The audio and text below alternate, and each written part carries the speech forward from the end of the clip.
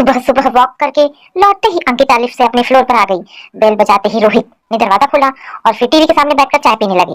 Ankita list में ज्वाला को दे आया था, दोपहर तक सामान पहुंचा देगा, तुम चेक कर लेना। रोहित ने कहा ठीक है, आप चिंता ना करें। मैंने कहा, फिर नाश्ता और टिफिन तैयार करके दोनों को विदा किया। अनु और रोहित के चले जाने के बाद मैं आराम कुर्सी पर निढाल हो गई। ये तो अच्छा था कि रोहित के ऑफिस के रास्ते में ही अनु का स्कूल पड़ता था और वे उसे स्कूल ड्रॉप करते हुए अपने ऑफिस निकल जाते थे, वरना तो उसे स्कूल छोड़ने भी मुझे ही जाना पड़ता। दोपहर 1 बजे तक उसका स्कूल होता था, तब तक मैं अपने सभी काम निपटाकर उसे ले आती थी। तभी अचानक किसी ने जोर से दरवाजा खटखटाया। मैंने दरवाजा खोला तो सामने पड़ोसी रानी हंसती हुई दिखाई दी। क्या हुआ, कहाँ से भागती दौड़ती चली आ रही है, मैंने पूछा, क्योंकि मैं उसे अच्छी तरह जानती थी कि उसे तिल का तार बनाना बहुत अच्छी तरह आता है। यार बैड न्यूज है, आकाश की वाइफ ने जान दे दी। क्या क्या कह रही है तू? हाँ यार, सभी सत्ते में है, वह बोली और फिर पूरी बात बताने लगी। उसके जाने के बाद मेरे दिमाग ने काम करना ही बंद कर दिया। उफ, दिशा ने ये क्या कर लिया, अपने 2 साल के बच्चे को यूं छोड़कर। लेकिन वह तो प्रेग्नेंट भी थी, मतलब उसने नन्ही सी जान को भी अपनी कोख में ही दफन कर लिया। आखिर ऐसा उसने क्यों किया? मैं जानती थी, फिर भी हैरान थी। दिमाग में बहुत से प्रश्न हथौड़े की तरह चलते जा रहे थे। आकाश को तो मैं अच्छी तरह जानती थी, उसकी शादी में नहीं गई थी, लेकिन लोगों से सुना अवश्य था कि बहुत खूबसूरत व समझदार है उसकी पत्नी। बाद में तो यह तक सुनने में आया था कि बात बात पर वह पत्नी को मानसिक और शारीरिक प्रताड़ना देता है, उसे उसके मायके नहीं जाने देता, यहाँ तक कि उसके माता पिता के लिए अपशब्द भी कहता है। एक बार एक आयोजन में उसकी पत्नी से मुलाकात हुई थी, तो आंखों में आंसू भरकर उसने मुझसे यही 2 शब्द कहे थे कि दीदी, काश हम भी आपकी तरह खुशहाल होते। हाँ, खुशहाल ही तो थी मैं, आकाश के चंगुल से बच निकली थी। वाकई अगर रोहित ने ना संभाला होता तो मैं कतरा कतरा होकर कपटी टूटकर बिखर गई होती। सोचते सोचते मेरा मन अतीत की गहराइयों में विचरने लगा। भाभी, ये रंग आप पर बहुत खिल रहा है। कुछ गहरे नीले रंग की साड़ी पहनकर घर के बाहर सब्जी खरीदते समय किसी ने मुझे पीछे से आवाज दी। हम नए नए ही शिफ्ट हुए थे, आकाश हमारे पड़ोसी का बेटा था। आकाश ने कहना जारी रखा, सच, कुछ लोगों को कुदरत ने फुर्सत से बनाया होता है और आप उनमें से एक हो। ये कुछ ज्यादा नहीं हो गया क्या? मैं कहते हुए हंसती। अंदर आकर खुद को शीशे में निहारते हुए मैं खुद भी बुदबुदा उठी कि सच में कुदरत ने मुझे फुर्सत में बनाया है। दूध सी मेरी काया और उस पे तीखे नैन नक्श मेरी सुंदरता में 4 चांद लगाते थे। उस पर कपड़ों का मेरा चुनाव लोगों के बीच मुझे चर्चा का विषय बना देता था। वैसे तो ऐसी तारीफ सुनने की मुझे आदत सी पड़ गई थी, लेकिन आकाश द्वारा की गई तारीफ से मुझ में एक अजीब सी सिहरन दौड़ गई। उसका मेरी आंखों में गहरे झांक कर देखना, फिर अर्थपूर्ण तरीके से मुस्कुराना मुझे अच्छा लगा। सच कहूं तो उसके शब्दों से ज्यादा उसकी मोहक मुस्कान ने मुझे लुभाया। पड़ोसी होने के नाते गाहे बगाहे उससे मेरी मुलाकात होती रहती थी। उस वक्त अनु बहुत छोटी थी और मेरे पार्लर के भी ढेर सारे काम होते थे। ऐसे में कभी कभी मैं झुंझला उठती थी। एक दिन मैंने रोहित से अपनी परेशानी का रोना लेकर बैठी ही थी कि आकाश आ गया। बातों ही बातों में उसने मुझे मदद की पेशकश की, जिसे मुझसे पहले रोहित ने स्वीकार कर लिया। अब आकाश तकरीबन रोज मेरे छोटे मोटे कामों में हाथ बटाने के लिए आने लगा। उसकी गाड़ी पर बैठते उतरते समय जब कभी मेरा हाथ उससे टच होता तो बड़ी ही शरारत से मुस्कुरा उठता। मन ही मन उसकी यह शरारत मुझे अच्छी लगी, पर ऊपर से मैं उसे बनावटी गुस्से से देखती तो झट से सॉरी बोलकर अपना मुंह घुमा लेता। धीरे धीरे मुझे उसके साथ की आदत पड़ गई। उधर रोहित की प्राइवेट जॉब थी, वे देर रात घर आते थे। कई बार तो उन्हें ऑफिस के काम से शहर के बाहर भी रहना होता था। वैसे भी रोहित मेरे लिए एक बोरिंग इंसान थे, जिन्हें मेरी खूबसूरती से ज्यादा ऑफिस की फाइलों से प्यार था। हाँ, मेरी और अनु की जरूरतों का भी पूरा ध्यान रखते थे, पर उम्र का जोश कहे या वक्त की कमजोरी, आकाश तो पहले से ही बेपरवाह और दुस्साहसी किस्म का इंसान था। मेरे मौन में उसने मेरी रजामंदी शायद महसूस कर ली थी। अब अधिकतर वह मेरे साथ ही रहने लगा। अनु को स्कूल छोड़ना व लाना, जब मैं पार्लर में व्यस्त रहूं तो उसे पार्क घुमाना, मेरे पार्लर का सामान लाना, शॉपिंग में मेरी मदद करना आदि काम वो खुशी खुशी करता था। रोहित के शहर से बाहर रहने पर भी वह हमारा बहुत ख्याल रखता था। मैं उस जगह नई थी और रोहित किसी से सीधे मुंह बात भी नहीं करते थे, इसलिए लोगों की निगाहें हमें देखकर भी अनदेखा करती थी। हालांकि पार्लर में कई महिलाएं हमारे बीच क्या चल रहा है इस खबर को जानने के लिए उत्सुक नजर आती थी, लेकिन मैं मस्त होकर अपना काम करती थी। लेकिन इतना तय था कि मैं और अनु दोनों ही आकाश के मोह पाश में बंधी जा रही थी। अनु तो बच्ची थी, पर मैं बड़ी होकर भी बहुत नादान।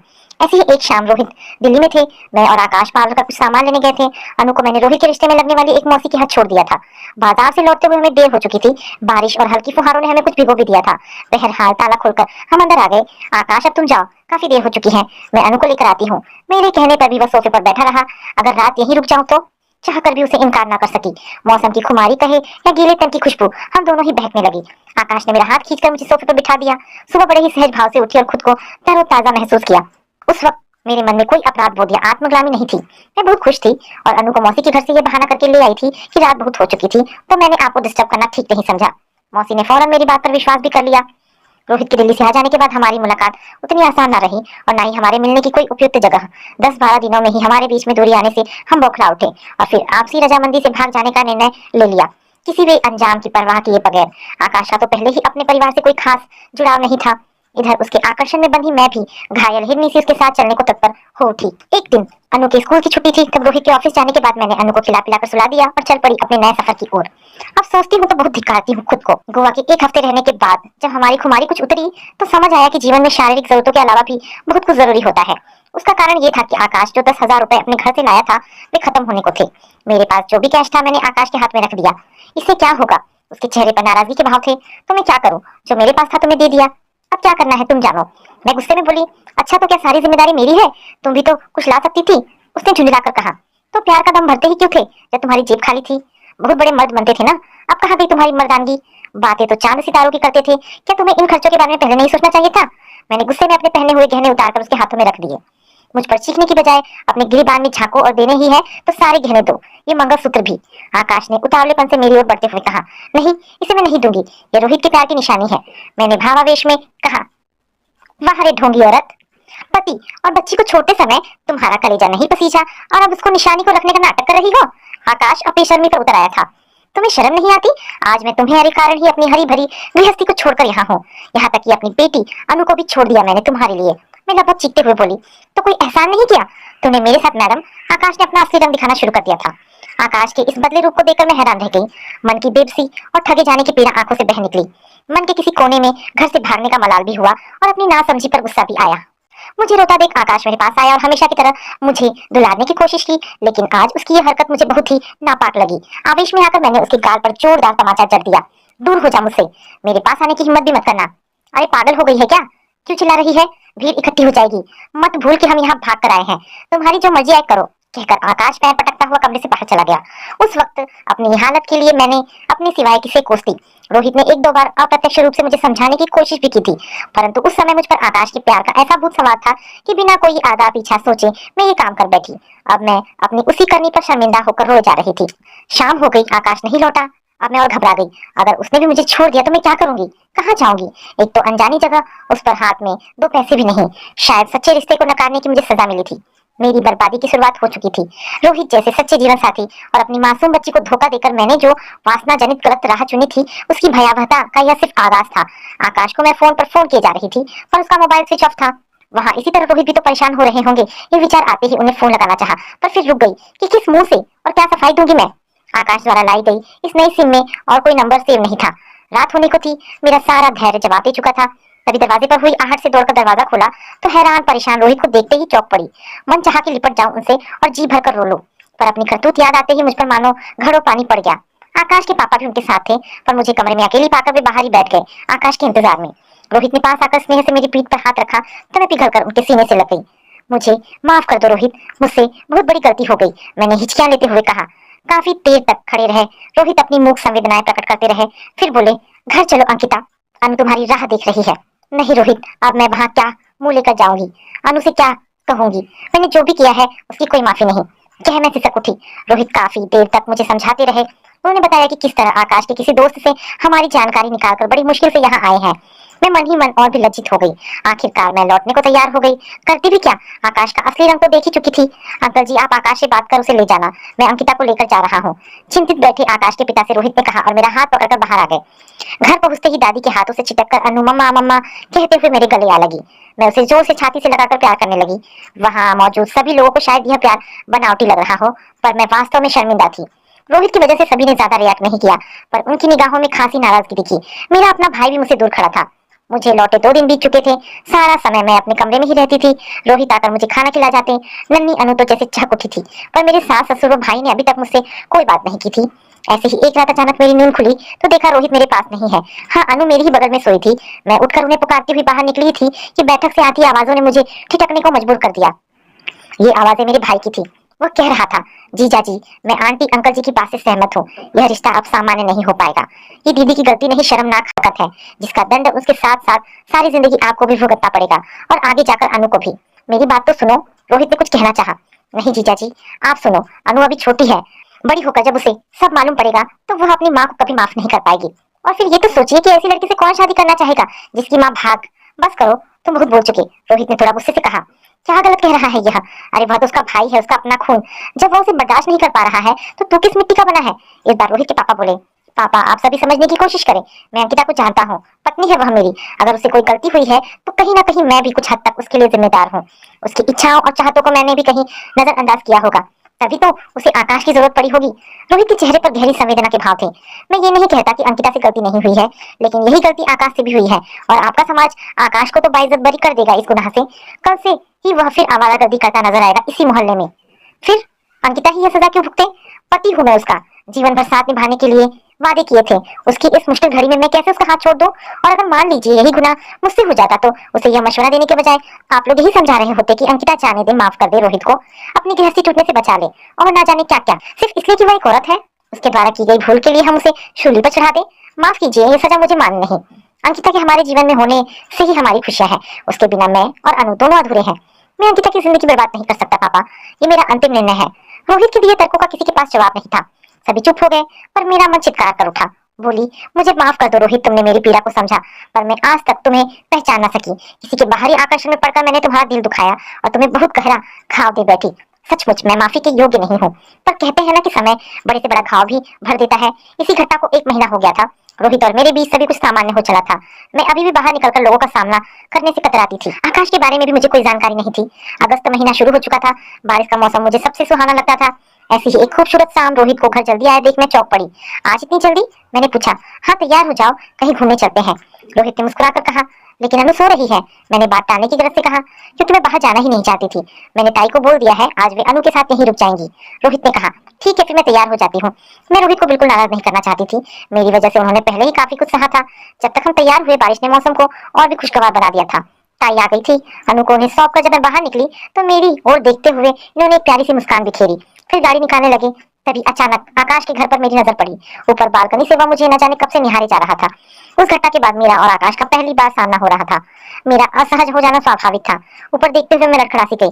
तभी 2 मजबूत बाजुओं ने मुझे सहारा देकर थाम लिया। ये रोहित थे, जिन्होंने बड़ी ही अदा से मेरा हाथ थाम मुझे कार में बिठाया। आसपास के घरों से भी कई जोड़ी निगाहें ने हमें तब तक कैद में रखा जब तक कि हम उनकी आंखों से ओझल नहीं हो गए। खूबसूरत आलीशान होटल के अंदर एक दूसरे का हाथ थामे हमने प्रवेश किया। अपनी खोई गरिमा को वापस पाकर मैं तो फूली नहीं समा रही थी, मन ही मन उस एक पल का शुक्रिया अदा कर रही थी जिस पल मैंने उनसे शादी के लिए हाँ की थी। हॉल की धीमी रोशनी में रोहित ने मुझे डांस के लिए इनवाइट किया, जिसे मैंने सहज स्वीकार कर लिया। उनके सीने से लगकर डांस करते हुए मैं खुद को संसार की सबसे खुशहाल औरत समझ रही थी। कुछ देर बाद प्यारा सा डिनर करके हम होटल के उस कमरे में जाने लगे जो रोहित ने पहले से ही बुक किया हुआ था। ये सब करने की क्या जरूरत थी रोहित? काफी समय बाद मैंने उन्हें उनके नाम से पुकारा। अंदर तो आओ, कहकर रोहित ने मुझे अपनी बाहों में उठा लिया। अरे ये क्या कर रहे हैं? सब हमें देख रहे हैं, मैंने शर्माते हुए कहा। देखने दो, इन्हें भी तो मालूम हो कि हमारी शरीके हयात कितनी खूबसूरत है। अंदर आकर इन्होंने अपनी जेब से एक छोटा सा गिफ्ट निकालकर बड़े ही रोमांटिक अंदाज में मुझे पेश किया। उसमें हार्ट शेप की एक डायमंड रिंग निकालकर इन्होंने मुझे पहना दी। थैंक यू रोहित, कह मैं इनके गले लग गई। मेरी आंखों से आंसुओं से भीगी थी। अपनी पीठ पर गीलेपन का एहसास होते ही इन्होंने मेरा चेहरा हाथों में ले लिया। ये क्या, तुम रो रही हो? मैंने तुम्हें बहुत दुख पहुंचाया है रोहित, किस मुंह से माफी मांगू? बस अंकिता, बस इस टॉपिक को आज की बात यहीं खत्म कर दो। तुम मेरी प्रेयसी, प्रेरणा, सभी कुछ हो। तुम्हें घर लाकर मैंने कोई एहसान नहीं किया है, बस अब वह सब तुम्हें देने की कोशिश कर रहा हूँ जिसकी तुम हकदार हो। मेरी एक बात ध्यान से सुनो, जब तक तुम खुद को माफ नहीं कर देती हर कोई तुम्हें गुनहगार बताता रहेगा। इसलिए प्लीज इस तकलीफ से बाहर आओ। मैं तुम्हें इस तरह आत्मग्लानि में जीते नहीं देख सकता, कहकर रोहित ने मुझे अपने सीने से लगा लिया। मौसी से फोन पर हम लगातार अनु के संपर्क में भी रहे। घर आने के बाद हमारी जिंदगी बदल चुकी थी। अपनी उस गलती को नादानी समझ मैं भी भुलाने लगी थी। रोहित के प्यार और विश्वास ने मेरे दिलो दिमाग में मजबूती से अपनी जड़ें जमा ली थी। एक दिन रोहित ने मुझे पार्लर की चाबी सौंपते हुए अपना काम दोबारा शुरू करने को कहा। मैं थोड़ा सोच में पड़ गई। एक तो इतने दिनों से पार्लर बंद पड़ा था, दूसरे पार्लर आने वाली औरतों की निगाहों में तैरते प्रश्नों का सामना कैसे करूंगी ये सोचकर मन बैठा जा रहा था। मगर रोहित ने मुझे अपने साथ का भरोसा दिया। उसी दिन काम वाली बाई के साथ जुटकर मैंने अपने पार्लर साफ किया। कई कॉस्मेटिक जो एक्सपायर्ड हो गए थे उन्हें हटाकर हर चीज व्यवस्थित की। कुछ जरूरी सामान की लिस्ट बनाई। पार्लर खोले 2 दिन हो गए थे, उसका भी बोर्ड भी रोहित ने साफ कर फिर से लगा दिया था, परंतु एक भी क्लाइंट अभी तक नहीं आई थी। अपने सभी काम जल्दी से निपटाकर मैं पार्लर में बैठ जाती। किसी के आने का पूरा दिन बैठे बैठे इंतजार करती रहती। रोहित से मेरे मन की बेचैनी छिपी नहीं थी। एक दिन इन्होंने शाम के खाने पर अपने सहयोगी को पत्नी के साथ बुलाया। वे लोग खाना खाकर बैठे। थोड़ी देर हंसी मजाक और मस्ती का दौर चला। बातों ही बातों में जब रोहित ने उन्हें बताया कि मेरी वाइफ बहुत टैलेंटेड है, वो पार्लर चलाती है, तो उनके दोस्त की पत्नी ने मेरा पार्लर देखा और सराहा। अगले ही दिन वे अपनी एक फ्रेंड के साथ पार्लर आई और काफी काम कराया। मैं बहुत उत्साहित थी। उनके जाने के बाद बैठी ही थी कि कुछ दूर रहने वाली रुचि और रानी भी आ गई। रुचि बड़ी ही मुंहफट थी। मैंने हंसकर दोनों का स्वागत किया। रुचि को अपने बालों को अलग लुक देना था तथा रानी को वैक्सिंग करवानी थी। रुचि को अपने बालों की कटिंग बहुत पसंद आई। दोनों ही मेरे काम से खुश थी। इस दौरान हमारे बीच कुछ फॉर्मल सी बातचीत भी हुई। एक दिन सुबह सुबह छुट्टी के दिन अनु अभी तक सोकर नहीं उठी थी। रोहित वॉशरूम में थे तभी किसी ने बेल बजाई। ये सोचकर कि बाई आ गई होगी, मैंने दरवाजा खोला तो सामने आकाश को देखकर अचकचा गई। मेरा मन का सैला हो गया और चेहरे पर तनाव आ गया। भैया है क्या? आकाश धीरे से बोला और आंखों ही आंखों में मुझे कुछ समझाने की कोशिश करने लगा। उसकी आंखों के भाव समझ मुझे उससे नफरत हो आई। क्या अभी मुझे उससे कुछ उम्मीद है? छी, ये अपने आप को समझता क्या है? बहुत कड़े शब्दों में कोई जवाब देना चाहती थी कि तभी रोहित ने पीछे से आवाज दी, आओ आओ। आकाश तुम्हारा इंतजार कर रहा था। जी भैया, आज्ञा दीजिए। शब्दों में शहद घुली मिठास लेकर वो बेशर्मी की तरह बोला, सुनो आकाश के लिए कुछ लेकर आओ। जी। रोहित की बात का आशा समझ में वहां से चली आई। आकाश, आपकी भाभी का जन्मदिन आ रहा है 10 सितंबर को, तो एक पार्टी प्लान करने की सोच रहा हूँ। जी भैया, बहुत अच्छा, मैं सारा इंतजाम कर दूंगा। आकाश को जैसे इसी मौके की तलाश थी, रोहित के बताए गार्डन में आकाश द्वारा वाकई बहुत ही खूबसूरत इंतजाम कर दिया गया। हालांकि इस बीच आकाश ने मुझे फिर से बहकाने का भी एक मौका नहीं छोड़ा। जब भी मेरे सामने अपनी जाहिल हरकतें करता, मैं उसे जवाब देने को आतुर होती। ना जाने कहां से रोहित हमारे बीच आ जाते। ऐसा लगता कि वे हमेशा मेरे पास ही हैं। लेकिन एक बात तो तय थी कि आकाश के जिन गुणों या हरकतों पर पहले मैं रिझ उठती थी, अब उसकी उन्हीं हरकतों पर मुझे क्रोध आता था। शाम को केक काटने के बाद बस्ती तालियों के बीच सबसे पहले मैंने अनु को केक खिलाया, फिर रोहित ने मुझे व मैंने रोहित को खिलाया। तभी अचानक लाइट के चले जाने से जो चाहा था वहीं खड़ा रह गया। किसी को कुछ दिखाई नहीं दे रहा था। कई लोग की मिलीजुली आवाजें कानों में आ रही थी कि सहसा किसी ने मेरा हाथ पकड़ा और मुझे एक और ले चला। एक पल को तो मैं समझ नहीं पाई, पर फिर उन हाथों की छुअन का एहसास होते ही मैंने उस व्यक्ति के गालों पर एक छन्नाटेदार थप्पड़ रसीद कर दिया। तभी लाइट आ गई। मेरा अंदाजा बिल्कुल सही था, ये आकाश ही था जिसने लाइट जाने का फायदा उठाने की कोशिश की थी। फिर तो मैंने आकाश को खूब खरी खोटी सुनाई। मेरे मन में उसके प्रति जितना आक्रोश था, सारा मेरी जबान पर आ गया। उसकी कारगुजारियों को बेपर्दा करते करते मैं स्वयं भी आत्मग्लानि से भावुक हो थी। तभी किसी ने पीछे से मेरा हाथ थाम लिया। हाँ, ये रोहित ही थे, हमेशा की तरह। आगे रोहित ने कहा, दोस्तों, हकीकत से आप सभी अच्छी तरह वाकिफ हैं। जो भी कुछ हो चुका है उसमें मैं अपनी पत्नी का दोष नहीं मानता। कई बार स्थितियां व निर्णय हमारे बस में नहीं रहते। मेरा मानना है कि मेरी पत्नी आज भी उतनी ही पवित्र है और आज भी मैं उसका उतना ही सम्मान करता हूँ जितना पहले करता था, बल्कि अब और ज्यादा। वैसे भी कायदे से सजा उसे मिलनी चाहिए जो आज भी वही गलती दोहराने की कोशिश में लगा है। आप सभी देख चुके हैं, सच्चाई आपके सामने है। थप्पड़ खाने के बाद आकाश कुछ गुस्से और चिढ़ से मुझे घूरने लगा। तभी रोहित की साफ गोई देखकर मोहल्ले वाले भी हमारे पक्ष में बोलने लगे। बात बढ़ती देख आकाश के मम्मी पापा उसे वहां से लेकर चले गए। पार्टी में आए अचानक इस व्यवधान के लिए रोहित और मैंने मेहमानों से माफी मांगी। फिर सभी ने उत्साहपूर्वक पूरा प्रोग्राम अटेंड किया। पार्टी में जो कुछ हुआ उसने मेरे खोए आत्मविश्वास को एक बार फिर लौटा दिया। रोहित के साथ ने मुझ में एक साहस का संचार कर दिया। आकाश को बार बार बुलाकर उससे मेरा सामना कराना भी रोहित ने जानबूझकर कराया था, ताकि मैं समाज के सामने अपने अपराध बोध से मुक्त हो सकूं। क्योंकि वे आकाश को मुझसे बेहतर समझ पाए थे और जानते थे कि मुझसे मिलने पर वह दोबारा अपनी जलील हरकत अवश्य दोहराएगा।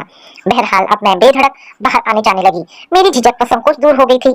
आकाश मुझे फिर दिखाई नहीं पड़ा। दूसरे पड़ोसियों से ही मालूम हुआ कि आकाश के माता पिता अपना घर बेचकर कहीं और चले गए हैं। सुनकर मैंने राहत की सांस ली। उनके घर बदलने के 8 महीने बाद ही पता चला था कि आकाश की शादी हो गई है। अब उड़ती उड़ती खबरें कभी कभार सुनने को मिलती है कि वह अपनी पत्नी को बहुत परेशान करता है। मैं खुद को धन्य समझती हूँ कि रोहित जैसा जीवन साथी मुझे मिला, जिसने मुझे आकाश के झूठे मोहपाश के दलदल से बचा लिया। तभी मेरी नजर घड़ी पर गई तो चौंक उठी कि अनु के आने का वक्त हो गया है। घर का सारा काम जस का तस पड़ा था। अनु को ले जाने के लिए ताला लगाकर घर से निकली कि रास्ते में रोहित को फोन किया तो उन्होंने बताया कि उन्हें मालूम हो चुका है। वे भी स्तब्ध है ये जानकर कि